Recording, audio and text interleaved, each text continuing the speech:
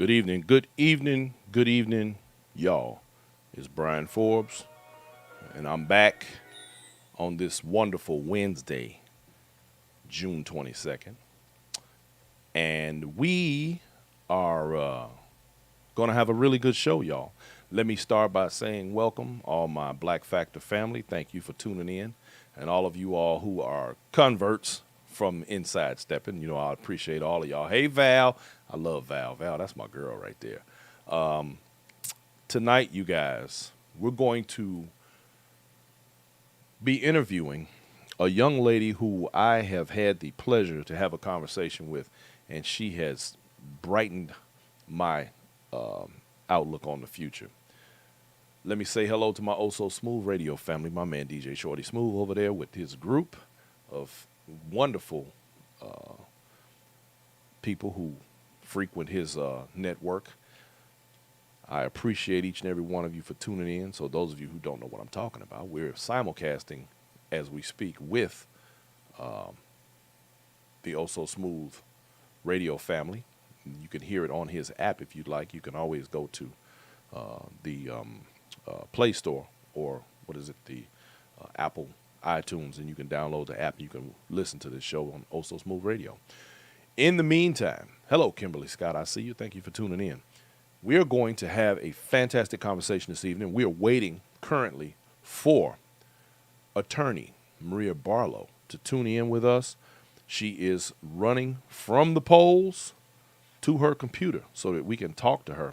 Now, before she comes on, I want to touch on a few subjects because we're going to have an opportunity to speak with her. And if you all have any questions, I encourage you to please chime in and ask those questions because she is currently running for Cook County Judge in Illinois, my hometown, and she is going to be, this is her now. Let's see.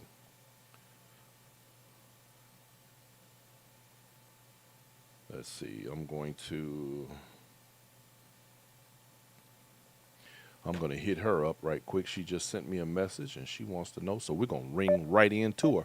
But I got a bunch of questions myself because y'all know I'm a stickler for voting. I believe in it, and I believe it's something that we must all do. It's incredibly important that we do that. And there she is. Ms. Barlow, how are you this evening? You hold I'm tight. good. How are you doing? Good. Hold tight. I'm going to bring you in just a second here.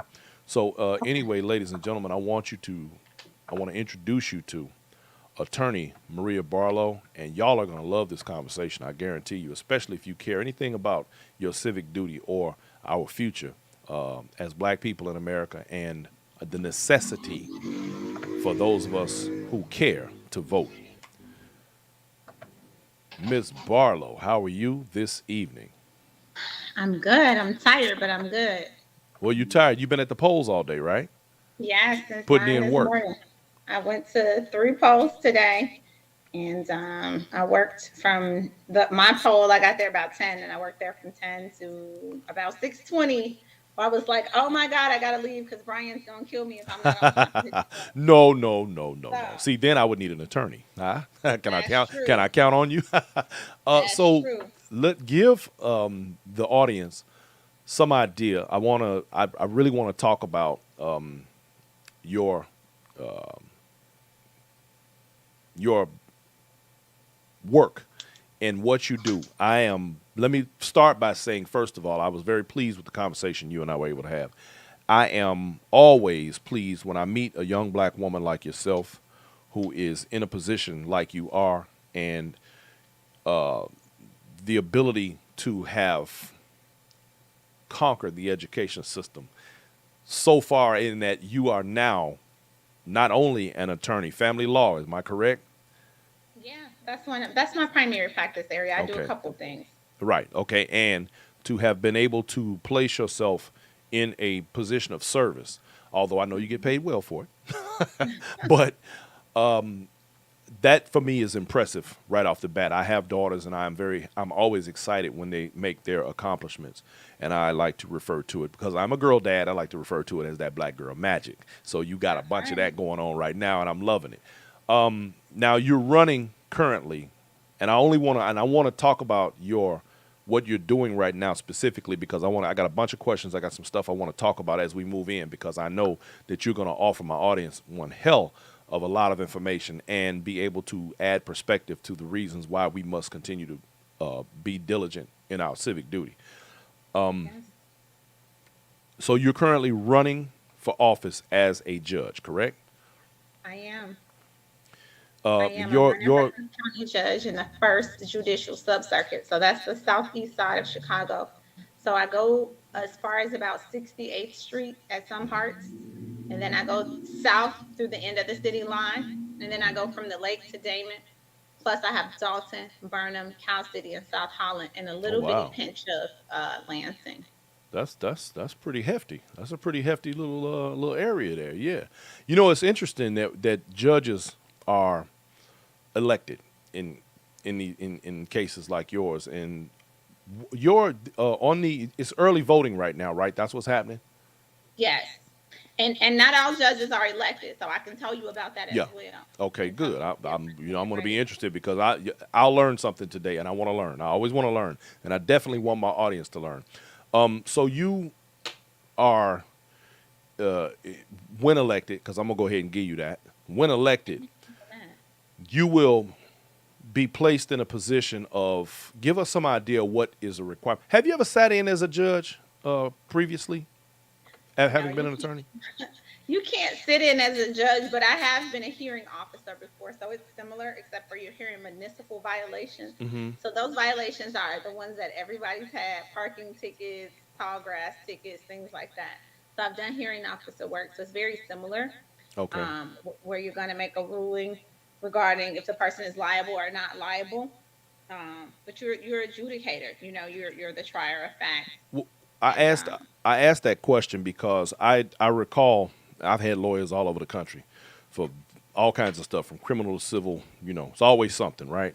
mhm. I had an attorney, my civil attorney, when I lived in Tennessee. Now I know the rules they vary from state to state, but she and another attorney that I'm familiar with had the opportunity to sit in judges positions before while the judges were out.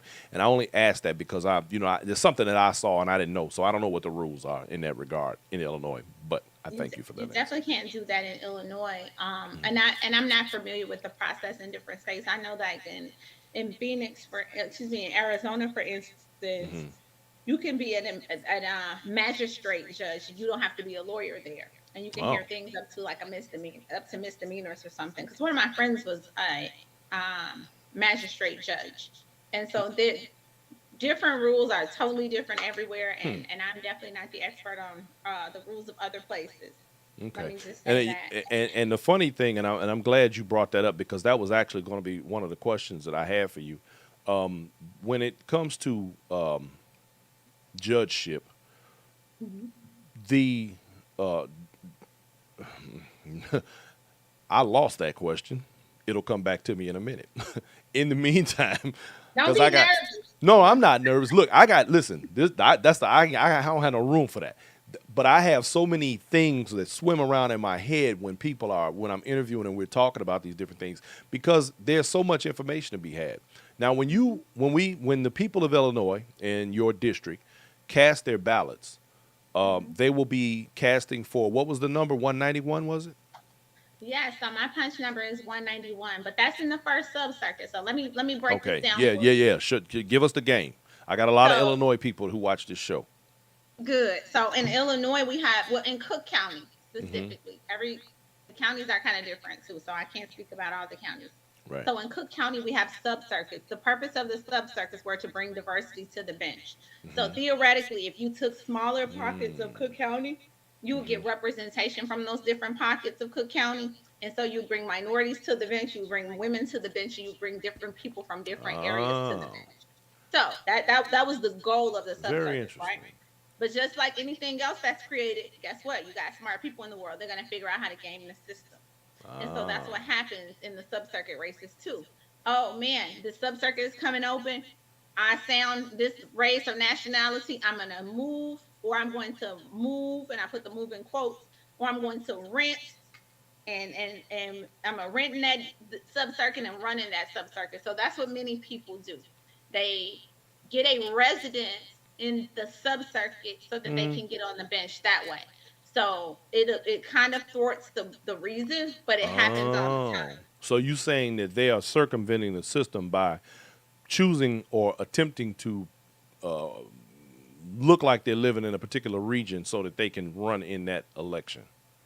Well, they rent there, so they can run there. They Wow. rent and they change their voter registration there, so they can run in that sub circuit, and See that that happens a that's lot. that's that's just okay. So it while So let me say this. yeah, I go always ahead. tell people I ran in this sub circuit. I've had my business in this sub circuit the entire time I've had my firm. It's been in the sub circuit, and I've lived in this sub circuit my entire life.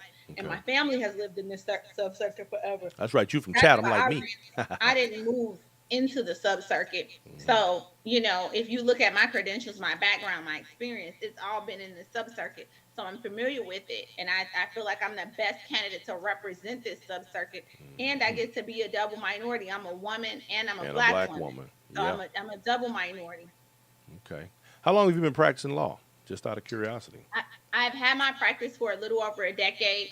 Prior to that, I prosecuted tickets for the city. So if you got a parking ticket, not a parking ticket, you got a red light ticket, a stop sign ticket, a speeding ticket, you came to court some years ago, I was probably the person prosecuting it because I did that for a couple years. And then I also teach law. I teach law at UIC Law currently. Okay.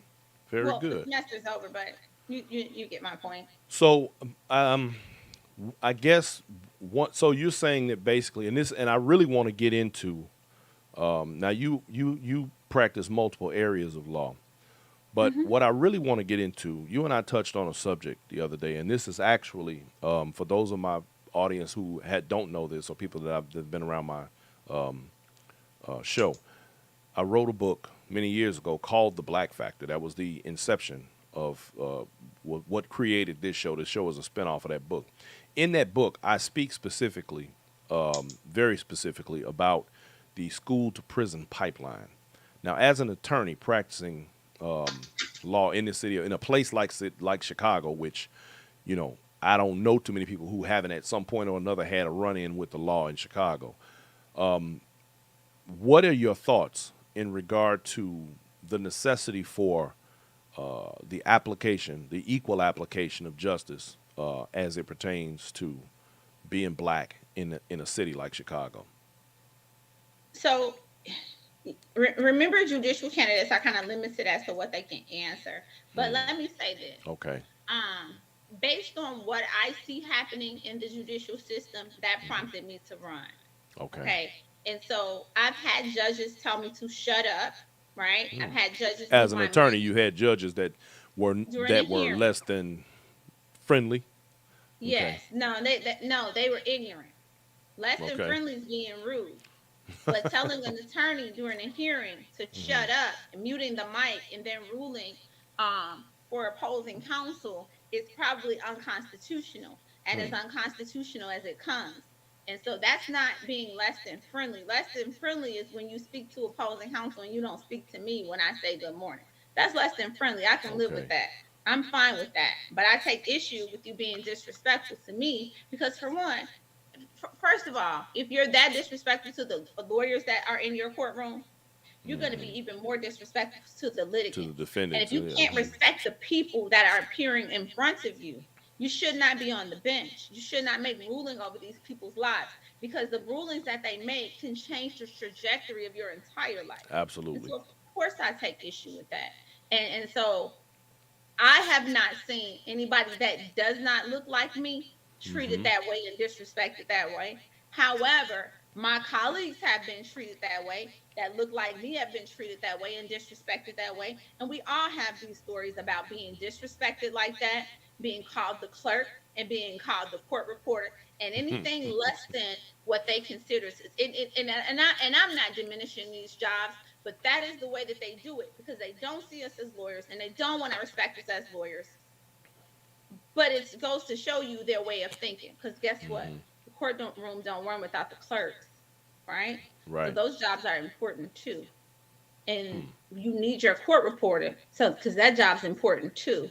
And so even though they're doing it in a demeaning fashion, it goes to show you how they treat people and how there's a hierarchy based on the dollars that you make. That's the only. It's either based on dollars or education, and I'm not sure because some of those court reporters make some more than some of the lawyers I know. So it's classism basically taking place in the judicial system. Classism and racism.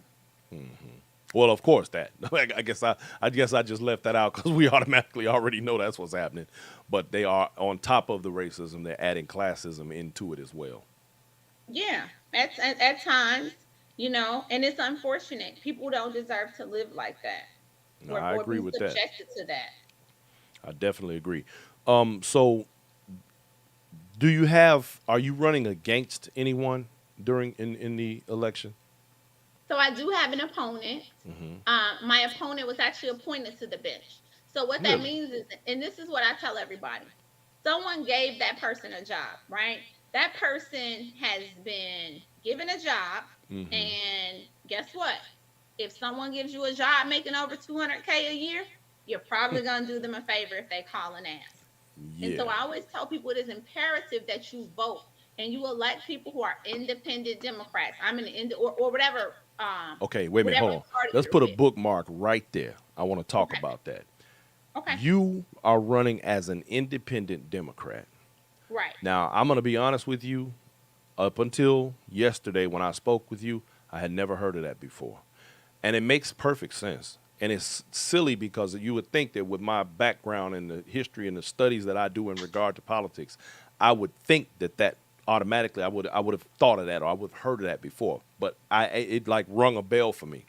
So as an independent Democrat, give us some idea of what that means in regard to your being in a political race versus going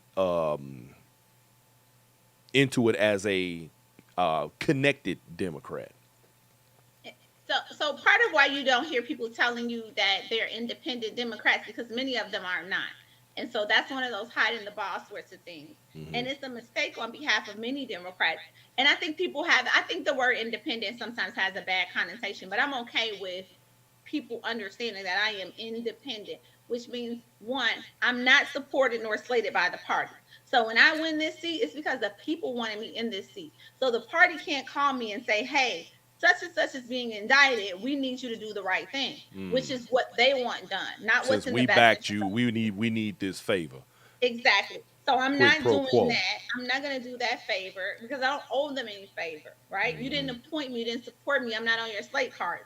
The other thing is this: many times when you have people that are picked by the party or supported by the party, that comes with a cost, and it could be between $45,000 and $60,000 that they're giving the party to be on their mailing materials and things like that. And so, Wow. guess what? If I give somebody 45, $60,000, they're going to give me back a deed. Okay, that's the only way I'm going to give them that kind of money. In return for that, they're going to hand me over a deed. That's how I roll. Okay. There is no I'm gonna give you 45,000 and now I got your support and I can put the little Democratic check box next to me. Absolutely not. And so Wow. people here's a big, big, big misconception that really just drives me to pull out my hair. The party mails out these sample ballots, right? And those ballots are all the people the party wants you to support because those are the people the party wants you to support. Right. And those are the people the party have picked for you, right? And so many people are like, look, I know who I'm voting for. I have this sample ballot, not realizing when you go into a primary, every candidate on the ballot is a Democratic candidate. It's not Yeah. until the Right. general election that you get Right. excuse me, either a Democratic candidate or a Republican candidate or whatever party you ask for their ballot. Right. That's all that's going to be on your ballot in the primary. Okay. And so people are mistaken when they keep voting for this same old slate of people because guess what? The party picks people who are going to do what the party wants done.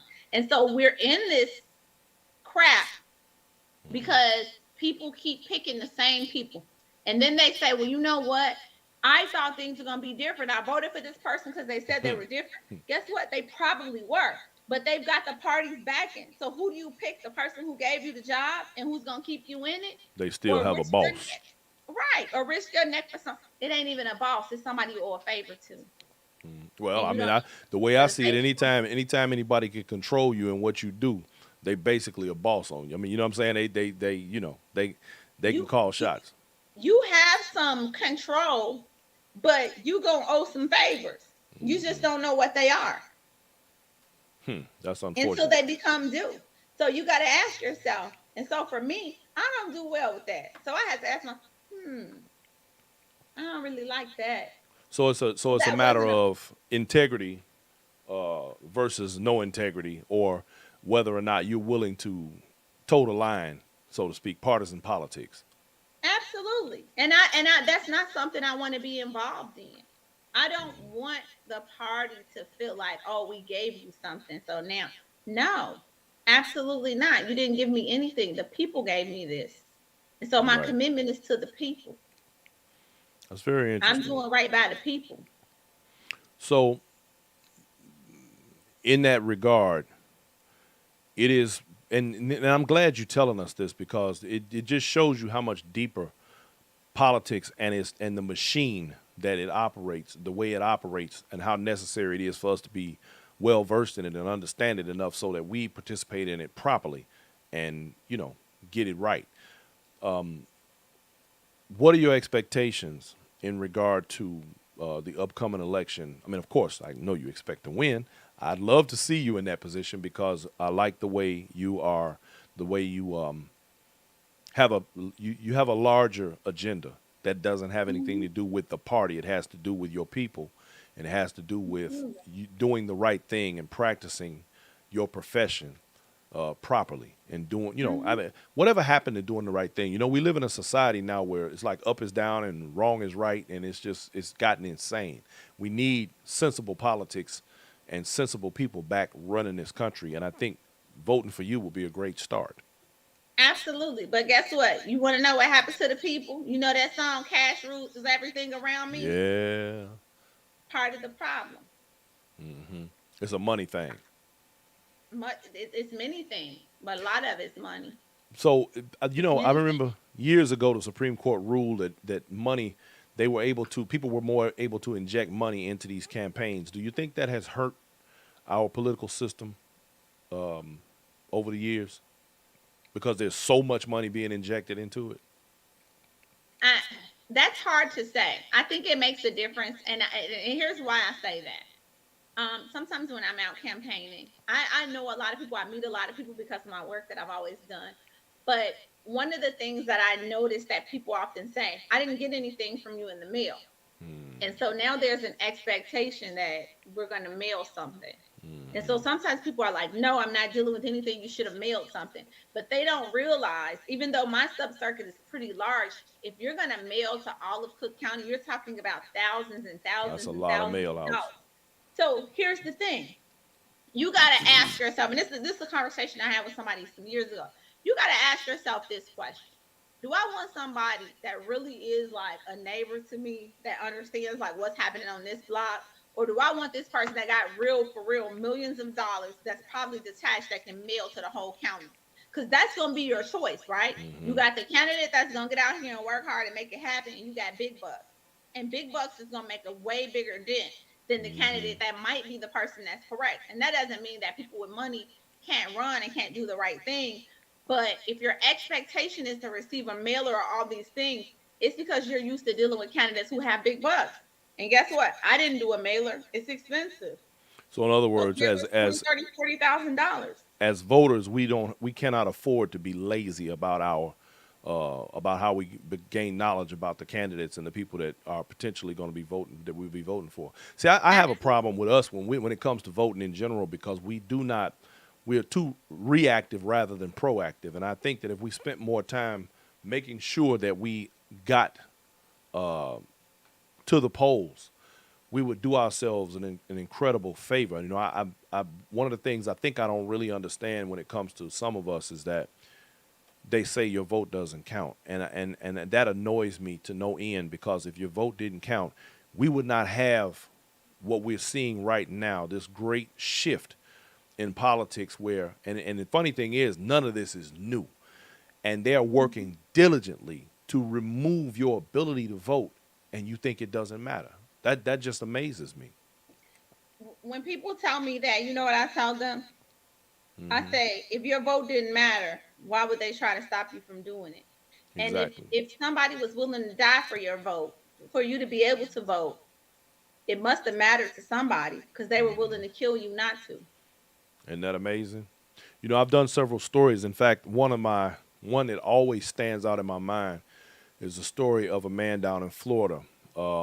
Julius July Perry was his name, and he owned citrus farms. And he, in the 1920s, and two of his friends who all had moved there, migrated to Florida from North Carolina, were attempting to register voters because we it was coming off of everything from slavery and the new way black people were making a little bit of money and that kind of thing, and their freedoms were being infringed upon, of course.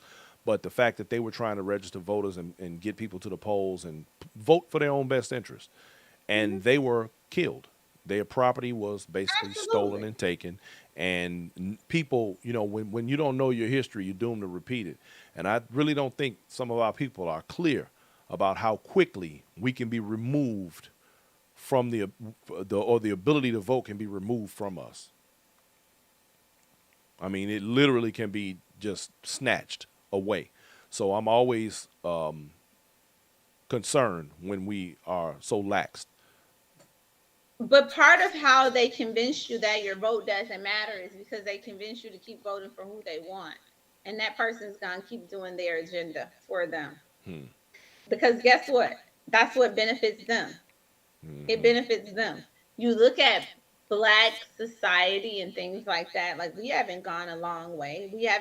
We've come a long way, but we haven't. Like if you watch movies like I think it's called the Chicago 7, some of that, excuse me, some of that same stuff they were fighting for in what 1960s, we're still fighting for Right, today. Same right. sorts of George Floyd type protests and things like that. Oh, we can go back Until we further than start, that. Hmm. yeah, but until we start to kind of band together and decide, and this is what I say about political position.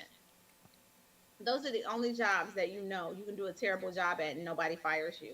That's the only job. Imagine that. And And you look, have to and in think many about it. cases, you don't. And in one particular case that I can think of right off the top of my head that's in the news, you don't even get to go to jail behind your insubordinate insurrections. But we're dealing with a strange animal these days. Well, think about it like this: if I appointed, if there are 300 judges in the county that I'm corrupt in, and I appointed, I don't know, 260 of them, I might be in good shape if I had to go to trial, Wow, that's deep. or some way supported them, or I might be all right. But I think that the main thing, and I think one of the things that I really, really, really want to get across to my audience today, is that your judgeship has to be voted on, although your Hmm. opponent was appointed. Yes. This is the level at which our political system can be revamped. At this level is where our political system begins to get a foothold and we start to put people in positions that are going to benefit the whole of society, not just black people, because I think that's a mistake some of us Yeah. make. For example, yourself, I don't want anyone in our audience or anyone that's watching this to think that just because we'll have a black female judge on the bench that somehow they're going to get a pass.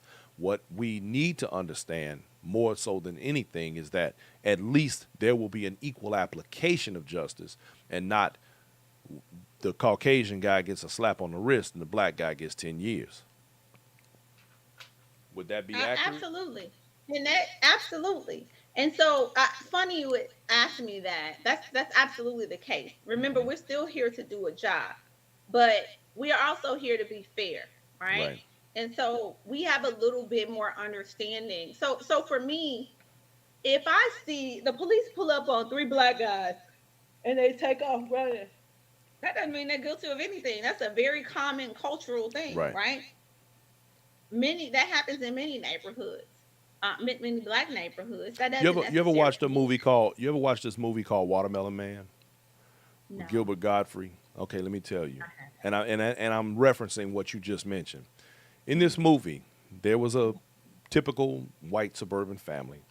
And every day this man would get up, white family, and this guy would get up every day and he'd sprint to the bus stop, beat the bus to the bus stop. He'd get on the bus and he'd ride with all of his friends into the city, and they'd all go to work. Well, some of his friends were bigoted, and one day he woke up as a black man, and that Oh, he practiced his same routine.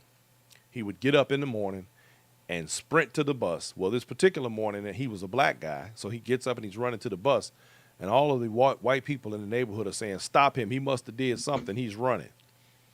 So this concept is, of course, not new because that was they were making a play on that same attitude and ideology back then, and as you're hmm speaking about right now, is still a thing. right. And that movie was made, I believe, in 1968 or nine. And so that's the society we live in, right? Hmm. If the person, whew, excuse me, I'm sorry. That's okay. If That's the all right, person, ladies and gentlemen. Just oh, know this lady is working hard. She's been at the polls all day, campaigning for her judgeship, y'all. So y'all bear every with her. I day take since all the yawns you last got. Keep giving them. from 9 to 7, I'm exhausted. But yeah. So if a person's perspective is that, oh, if this person's running, they must have done something, Hmm. you probably are not going to be in a good position to make a fair ruling.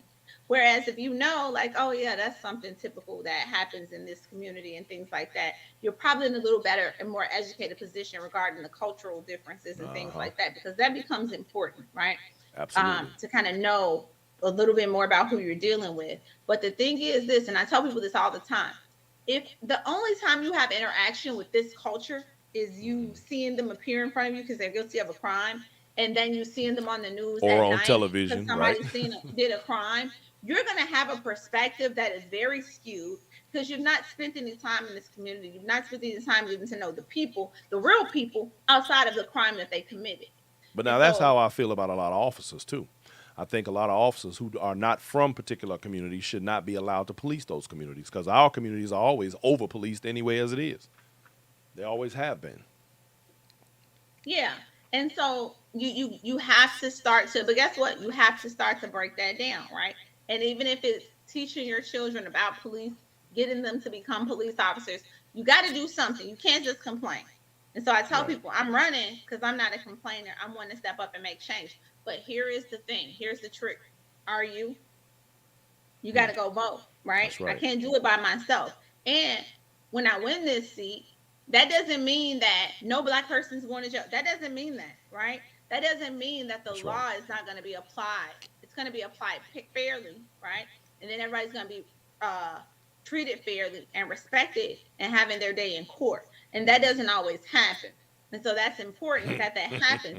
And Oh, you I have know that's true. somebody that is from the community that understands those little nuances about the people here as well as the community itself. Hmm. Well, I think that's fantastic. We had a question. Someone asked specifically, "What will you do to make a difference as a judge So part in of what I Chicago, especially in Chicago?" yeah, so part of what I want to do for one, it starts at the beginning with being respectful, getting an understanding of who's appearing in front of you and what the issues are. Hmm. Okay, so one of the things that I want to do is deal with recidivists and deal with rehabilitation. Reason being, I am a firm believer that if you don't rehabilitate the person, what are they going to come back out to, right? Right. If you know how to sell drugs and now you've gone to jail for 5 years and you don't get any skills, you don't get any rehabilitation. When you get out, you still got to eat, you still got to survive, you still have a family. You're going to go back to Absolutely. selling drugs probably because now you have a background. So now your job base is a little more limited. Hmm. Perhaps you're educated, perhaps you're not. So now that limits you a little more. There are limitations. So you got to work to rehabilitate the people so they're not constantly going back. Because if Okay. given a choice, perhaps you went and got your education and now you can cut hair or you can do construction or you can, I don't know, be an electrician, Let me whatever. ask you. Now, I did some homework and a little bit of research on the prison system, particularly as it Mm-hmm. pertains to it now being mostly privatized. What Mm-hmm. happened to the idea of rehabilitation in the penal system over the years? Is that still a thing? I am really not in the position to answer that. I don't, not from what I see. I think that there are some judges that work towards trying to make sure people are rehabilitated. But I think that people have to be honest and realize that there's big money in jails too, in prisons too. So Yep. if you're sending people to prison and it doesn't affect your family, your community, your neighborhood, it may not matter to you. But for me, it matters to me because it affects the people around me. And so I don't want to be the home that gets broken into because this individual doesn't know anything else but stealing. And he wasn't taught any additional skills. So now he's got to come back out to continue to steal because that's the only way he's going to be able to eat and feed his kids. Because remember, when people go to jail, people don't stop loving them, right? You still love your aunt, you still love your uncle, you still love your child, your husband, your boyfriend, whoever. So the fact that they've gone to jail doesn't mean, okay, that person's in the garbage, no more, bye bye, you gone from society. It doesn't work that way. There's still love, and people are still depending on them. So you have to give them a fighting chance at success and survival. And guess what? The judiciary is in position to do that because you get the resources, and that could be part of the punishment too. Perhaps it's a college student, doing something wrong. And part of that resource or part of their punishment is, hey, you got to go clean your school up too, Yeah. right? I'm not going to send you to jail, but I'm going to make you work X Some of hours that good cleaning up your community school. service. Right. Now, there Or was a pay. time I remember a friend of mine who got in trouble shortly after we came out of high school on the Mm-hmm. South Side, Mm-hmm. and the judge told him, "You have two options. You either go to jail, go to penitentiary, or you join the Marines." And Right. That's what he I'm became saying. he became a proud Marine. And see, that's the thing. Guess what? He chose the thing to better himself. Hmm. And I don't see anything wrong with that. I see nothing wrong with that. And guess what? He's probably not been in trouble since. But he was Absolutely given not. an He, opportunity. in fact, became a police officer See? But and he was just given an retired. opportunity Hmm. versus automatically getting that felony and that scarlet letter. Right. Because some people don't know any better. And part of why they don't know any better, sometimes when you're younger, your mom always comes to save you, or your dad always comes to save you. So you don't appreciate punishment. You don't appreciate the risk of what you're doing.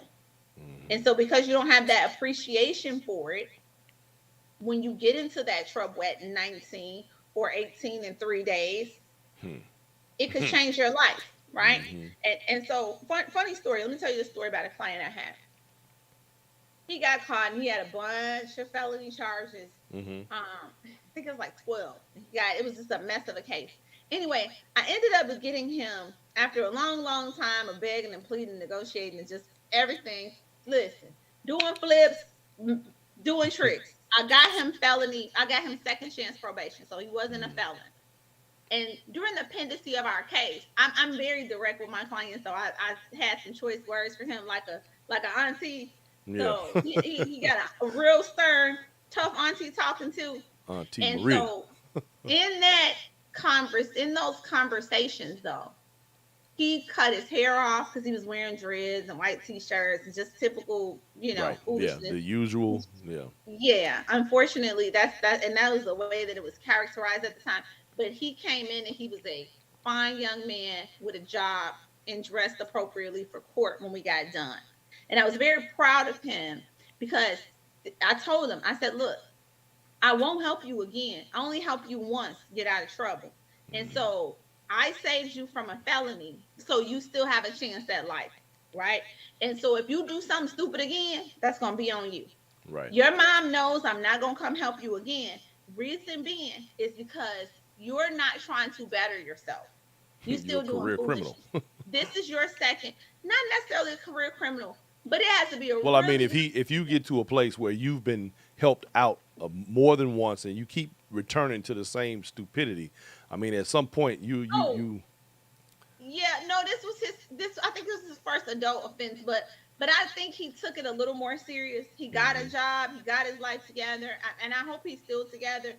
But I really like the fact that he was willing to make that change versus talent. Because initially he was like, "Man, I make more money doing what I do, and this is, dude, that's gonna have you dead or in jail." right.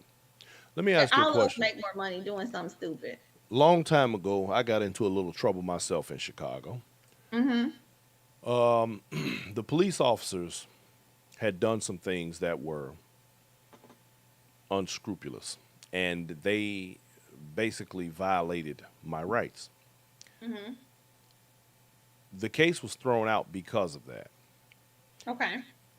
As a judge, do you have recourse when an officer practices misconduct or does something that they should not do in regard to them, or any type of reprimand that would make a difference to those types of officers? That's not really a judge question. Hmm. The police have rules, Right, and of and course they have the union. right, and so sometimes they're sued civilly for things that they do. Um, Normally you don't see them charged.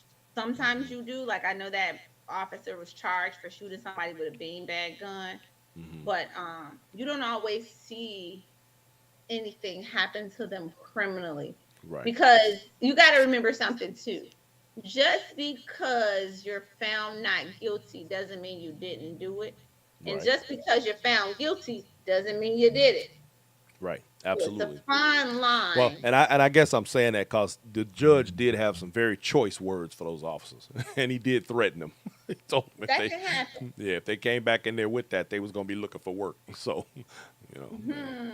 it was real So yeah, interesting. but the judge, I guess the judge can make a referral and try to get them fired. Yeah, But that was just a curiosity of mine. I don't know.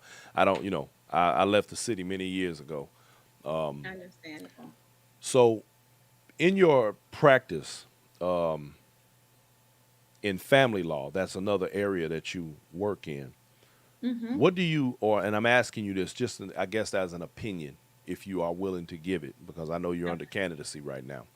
Yeah. In family law, do you see any noticeable patterns or some things dealing with particular geography in the city that lends more toward criminal behavior or the kind of activity that will land more young black people in a judicial situation based on their parental lack of input or them not being able to control their children, that kind of thing?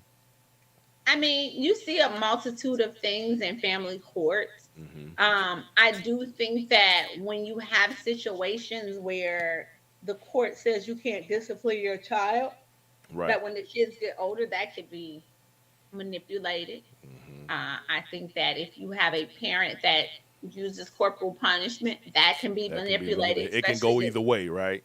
yeah, because Yeah. you have a constitutional right to discipline your children, and you can do that, and that's under the Constitution. You can, like, you have a right to discipline your children. You have a right to privacy in your own home, and that includes discipline. Illinois Supreme Court has ruled on that. And Hmm. so when you're in family court says no, no corporal punishment. So it's a very slippery slope with that.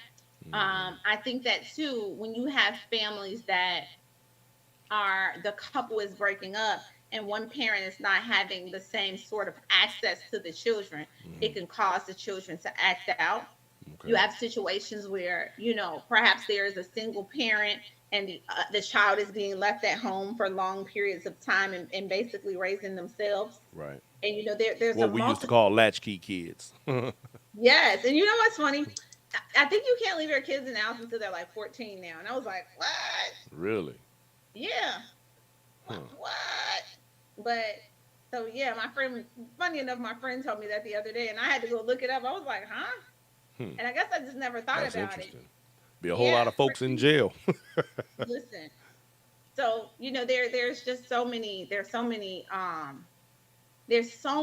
different things that happen in family court. So I Hmm. always encourage families to put whatever the bitter, the anger, the emotions about the relationship to the side, and deal just solely with each other as parents, and deal with the kids, and deal with how do you all both act in a way that is in the kids' best interest. Because you picked each other, right? You Right. picked her, she picked you. You got to act in these kids' best interest. Because Oh, guess what? absolutely. You're going to be there together forever. The other person's going to be there forever. I don't know now. I have personally heard a lot of people, particularly women, say stuff Hmm. like, I'd rather be by myself than unhappy. And my children would rather be, they always use the children as that whole, I ain't happy, so we ain't happy, so we leaving. That kind of thing. And sometimes it's not even, it's just that people just they're quick to give up rather than work through their problems. I don't have a problem with you leaving the person. I don't have a problem with you at all leaving the relationship because it's not about that relationship. That's your choice. Everybody should be happy. But you leaving your relationship doesn't mean that the children leave the other parent. Right. And so Absolutely that's where not. the issue lies. And so, perfect, you're not happy, go be happy. I'm a strong proponent of people being happy. But when I go and mentor at schools, one of the questions that I'm asked when I talk, because I kind of explain what I do to kids a little bit different than I do adults. And I Hmm. kind of tell them, hey, what I do? I kind of work with your mom and dad and I try to figure out what's the best parenting time for you and when you should go to mom's house and when you should go to dad's house. That's usually how I describe it, Okay. depending on the age, I so you think that's understand what good. I do. Yeah. And so, one of the things that I'm always asked, no matter what school I am, no matter what age group I'm dealing with, kids always ask me, why can't I go to my dad's house more? Mm. They always ask me that. And so, I think sometimes parents have to stop and take a look and figure out what's best for this kid. And given however you feel about that other person, are you willing to take your emotions out of it and act in the kid's best interest? Because they might want to see the other parent more, or they Right. might want to see you less. They might want to see you less, or perhaps they want to see you both more. Who knows what the answer Hmm. is? But sometimes people have to stop fighting for They have to what. stop fighting long enough to take care of the child. Yes, Yeah. That because makes perfect sense. and I remember I got a call a couple weeks ago. I'm gonna leave from my office now, but one of the last calls I got was a lady asking me if I would take a pro bono case, and I said, "Well, no, I only represent minor children for free because they can't work." Right. And she was like, "Well, this is a minor child," and I was like, "No, you're asking me to represent you." Just like, "Well, yeah, I want custody of my child." I'm like, "Yeah, but I would be Hmm. representing you. Right. I only represent the child's interest." Well, it's for my child. I'm like, "No, it's for you though. You need somebody, dad needs somebody, and I would represent the child, not you." And Right. so I had to break it down for her. But it's a big, big, big issue. You Hmm. know, this family court, it's you need to be acting in your child's best interest. You chose this other parent, no one else. So you've Yeah, got to that's figure true. out That's very how are true. we gonna get along. And I think business is gonna be booming now with these. Look, they don't no more. They're shooting down this abortion thing. It's gonna be a whole lot more kids born, and it's gonna be a lot of parents Yeah, that don't want them. yeah, that might be an issue too. Yeah, well, But yeah, I mean, but as the here's the world thing. turns, right? I think they teach you sex ed in like kindergarten now, certainly a little more in sixth grade around that time, and certainly some more in high school. And so, guess what? You're making some adult decisions. And so, you need to be prepared for the consequences of that. And if you're going to have children, you need to be prepared to parent with that person in the picture, even if they're with another individual. Right. Because that Well, happens. we all know, Relationships. yeah, a lot of people need to grow up. They need to mature. Especially you start having children, it's time to be an adult. If you're not gonna be an adult, don't have children. It's real simple. Right. And choose Yeah. your kids. I, Yeah. I am I have not been with my son's father, and I co-parent with them. And one of the things I always let my son um go whenever he wants to go. It doesn't make a difference to me. It's no sweat off my back. I think he's supposed to be home today, but he went back to his dad's. I don't care. I never You want to I hang out never with gave. pops? Yeah, and sometimes he wants to go to my mom's house. I'm just not that type of parent. He's gonna do his homework and things like that. That's important. But as far as where he spends his time, he's in a safe environment. And That so part. even though my dad and I didn't work out, fat chance. So what? That's their relationship to cultivate. Right. Nothing to do with me. All right, you there? I'm out. Right. Perfect. You know where he is and you know he's safe, and that's the important part. Absolutely. Um. Absolutely. So I want to remind everyone: do not forget if you are in Cook County, and I got a bunch of Cook County folks on here. Y'all, when you go to vote, it's early voting going on right now. I hope y'all are registered. I need you to go and punch that 191 for Attorney Maria Barlow. We're looking for her to be the Cook County judge. See, if I come to Cook County and I get in trouble, I'm messing with you. I ain't coming to Cook County and I ain't getting in trouble, so it don't matter. No. That's Uh, well. Listen. Come to my swearing in. I intend to win, so you come okay. to my Okay. swearing You know in. what? Thank you. And I most certainly will make that my business. I will. Yes. Matter of fact, I'll be home next week. Not next week. Week after next. I'll be home Okay. to take care of some family business, and Mhm. that's a hell of a thing. And I'm very, like I said, I'm proud of you for doing what you're doing. I would love to see more of you, people like yourself who are taking the time to make a difference and attempting to be a part of the solution rather than the problem, or just sit around bitching and moaning about it and do something to make change. And you are doing that, and I am happy to have been able to have your time. I know you're very tired. We're not going to hold you much longer. Exhausted. I want you to tell us on the way out anything you think we should know, and do not forget to plug your candidacy. I won't. So yeah, very big on telling people to choose independent Democrats, people who are really and truly they're committed to the cause, they're committed to the people. Definitely want to receive their support. And one of the things I ask people, especially right now, text 10 people and ask them to text 10 people and tell them to vote 191 for Maria Barlow. I'm And going to do so that. it's extremely important to make sure we get judges on the bench that not only look like us but act and think like us too, because the party is wise to put judges in positions that look like us but who are acting not like us, and so there's a difference there. You want to make sure it's both. In fact, somebody made a comment about that on here as well. They just, young lady Valencia McNeil, she said rehabilitation is what we need. And she said places in South Carolina that have some black judges, like in smaller towns, they even tend to throw the book at their own people. So, yeah, like you said, all skin folks ain't kin folks. Absolutely, absolutely. And so you got to be able to know where when you start to pull back the hairs and say, well, where did you grow up? Where did you go to high school? You kind of can see a difference, right? And you know, like, oh, well, I grew up in in Winnetka and things like. So they're not going to be thinking how you have to think if you're a South Sider. I'm a Absolutely. lifelong Absolutely. South Sider, That's right. right? So my perspective and my thinking is very different from somebody who was probably raised in Winnetka or Evanston Absolutely and right. places like that. And so, it is extremely important. And taking 2 minutes or 5 minutes to text 10 people, it goes it goes quick. Text it like you do those sexy pictures you get and those funny ones and things like that. Text it because it's just as important. It It's not as absolutely is. interesting, but it's just as important. And so I tell people to remember my number in a very, very, very easy way. When you're in trouble, you dial 911.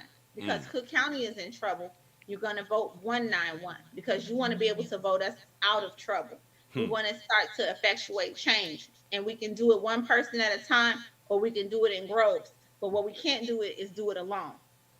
I That know won't that's happen. right. Well, We can't do it I'm alone. sure gonna text me some 10 people, and I'm gonna tell them to text 10 people, and we're gonna make it happen. We're gonna get you on that bench so you can help to Yeah. make the difference. And I believe it's a beautiful thing. Now, before I go, I must tell you, I was looking for you today on the DJ Fly Diva letter this morning. They had an interesting case on there. I heard it. Oh my Yeah, God. and I was like, wait a minute, I got some legal questions. Where's Maria Barlow? Yeah, you know what? She had messaged me. So what happened? When I left. So I'm working the polls. So the polls are open from 9 a.m. to 7 p.m. in the Hmm. suburbs. So I've been in the suburbs working the polls because it's a very large area. They have Hmm. 4 places in one or 5 places in one. So I'm covering those. And so when I left the polls, I went to 2 candidate events. And when I got home, I had to talk to some colleagues who are also some black women that I run it. And I was just so tired and I overslept. And so when I woke up, it was That could like happen. 7:59, which never Ah, happens to me, but it was like I saw you 7:59. pop in at the last minute. So for those of you Listen. who don't know what we're talking about, in the morning, DJ Fly Diva and Mhm. my man Lamont Watts, y'all need to tune in to their show on Facebook. They have an app as well, the website, DJ Fly Diva, her morning letter. And there are some interesting topics to come across there. And I was actually Lamont said that you always agree with Diva, so Well, no, we don't always agree, but Lamont's ridiculous, and so you heard that, and, Lamont. You're ridiculous. and here's the thing too. Remember this. Um, because I deal with families, like I deal with moms and dads, I always have like a unique kind of fair perspective when it comes to things like that. Now, my dating philosophies and things like that may be substantially different, but Hmm. when it comes to like some fairness sorts of things, I'm fair to both of them. Everybody's, and guess what? Everybody go be happy. Nah. That's the Well, you answer. mean you mean you would like to see everybody happy. Some folks ain't gonna be happy no matter what you do. Um, Well, no, they need to go be happy. They need to go be happy. what you I say? don't Go be disagree with happy. you. I like that. Yeah, I'm gonna go use be that. I'm gonna happy. use that. Go be happy. Yeah. Here's the thing. That's What's funny. the point of complaining? You don't like this situation, leave it. If you want to get married and the other person don't, you know what? You got to choose which one you're going to be happy with. Not being married and with this person or being married and with somebody else. Go be happy. Absolutely. Life is too short. You don't know when to somebody God told me today that he dated his girlfriend for 19 years and they never married and she died and he was like, I Mm. really regret it. So I married the number two. And I was like, and he had been with number two for 17 years. So Wow. yeah, it's just crazy foolishness, but it is Well, what it that is. Go that be letter happy. that letter today was really interesting because it was about a man who was good friends with the pastor of his church. Oh, I And the read it. pastor of the church had always been looking out for him and looking out for the family and that sort of thing. And after 15 years, the pastor finally confessed that the child that he thought was his son was actually the pastor's. And they had the child after the pastor had married them. So the child was like 15. They had been married 17. So the question was, what would anybody do about it? And I was like, can you sue the pastor civilly for something like that? That was my question. I was going to ask you. Often because you're presumed to be the father, when it comes to that sort of family law stuff, it gets so sticky and so ugly. And so I'm gonna give it for instance. And this is the thing that burns men up. Hmm. And this is why I tell people don't sign a birth certificate. And this is what causes conflict in Is relationships. that So I right? always say, sign it if y'all together and y'all good. Get your sneak DNA test and hurry up and vacate it if it ain't yours. But if Mm, it is, then you good and she'll never know. But when you sign the birth certificate and the voluntary acknowledgement of paternity, you mm. say in that document in big bold letters, I want to That be you the to parent. use the I pappy. I don't care. I don't want a DNA test. Uh, And so you can't then later say, oh, you know what? I do want a DNA test. You uh. got to do it now or never, right? In Illinois, Hmm. you've got 2 years to Really. Thank you vacate for your that. gap. Y'all heard Yeah. that. After that 2 years and 2 days, that baby's yours. And so when people come in, when men come into my office and we have this conversation, how old is the baby? The baby 5. Did you sign the birth certificate? Yeah. Did you sign that birth? Yeah. Don't ever You're get a done. DNA. No, I just say don't ever get a DNA test because you're Mm, gonna have to take care of the child regardless. So it's best not to know. Now when they come in, wow. they say, "We're baby 18 months, get a DNA test." Because there ain't no point in going down this expensive road of fighting for custody, parenting time, child support, all of that if the child ain't yours. So get Yeah, a that's some DNA test. reality for your Even if ass right you there. know, even if your mama said the baby got the same feet you got, get the DNA test. Your Mm, mama don't realize she might have dated a man that looked like you with the same feet. ain't that something? All right. Well, with that said, Ms. Barlow, attorney Maria Barlow, let me give you your propers. Soon to be Judge Maria Barlow. Amen. I want to thank you for your time. I appreciate you for working so diligently to be with me tonight and talk about your candidacy. I am proud to have had you here. I look forward to your future. I look forward to being able to communicate with you in the future and just talk about this and of course be at your inaugural ceremony. I look forward to that. Thank you for the Thank you. invitation. Thank you. Thank you So for having me and thank you for everybody listening. And then follow me on Facebook. I'm under Maria Barlow for Judge and Maria Barlow Law. It's my personal page. look, So one of my people said, "Damn, I like her." tell them to send those 10 text messages out. That's right. We're going to, hey, y'all heard that. Everybody send out 10 text messages. All my Cook County, my Illinois people, send out 10 text messages to punch 191 for Maria Barlow for Yes. Cook County Judge. Tell them people to send out 10 text messages after you send them their text message. And let's get her put in the office, y'all, because she's going to make a difference. I have every confidence, and I'm happy to have had her here. I thank you, Maria. I want you to have a fantastic night. Get you some sleep, baby, because you over there Listen, yawning, and it's all let me right. tell you something. When I get off this thing, I'm about to get to bed. So Little you do y'all passing out. I ain't mad know. at you because I am So too. I'm listen, sleepy. Look, I I had a may, long I day may, too. I may be on for the letter in the morning because I'm so tired. Yeah, we gonna be so y'all heard that Lamont Watts and DJ Fly Diva and all the rest of my audience, y'all tune in to the DJ Fly Diva what is it, morning letter? What does she call it? What's the exact name for it? The Diva Den letter. The Diva Den letter. Y'all tune in. It's on Facebook. Go tune in to the Diva Den letter and listen to whatever the letter is for the day. It's always some interesting topics, very heated conversation, and always some contention, which makes it fun. Yeah. So, with that said, Maria, thank you. Have a great night. Sleep well, and we look forward to your election coming up. Thank you so much. I appreciate you. Have a nice day. All right. Goodbye. All right. Bye bye. All right, ladies and gentlemen, there you have it. Maria Barlow, attorney at law, candidate for Cook County Judge. Get your votes in, y'all, because punch 191 on those ballots. If I still lived in Illinois, I'd be right there with her. How they used to say, vote, vote, vote often, or something like that. I can't even remember how the saying goes. It's stupid. Anyway, I want you all to also have a fantastic evening. I want to thank you all for tuning in. My Oh So Smooth Radio family, thank you for coming and hanging out with us. It's about time for me to, of course, get myself some sleep because I have had a very busy week and I have a very busy weekend coming. So, with that said, y'all have a good night. Thank you. Punch 191, Illinois, Cook County. Maria Barlow, let's make her a judge, y'all, because we can do that. Everybody have a good night. And we out of here. Well, we're going to be out of here in a minute because you know I always screw this part up. All right, y'all, we gone. Peace. Uh-oh.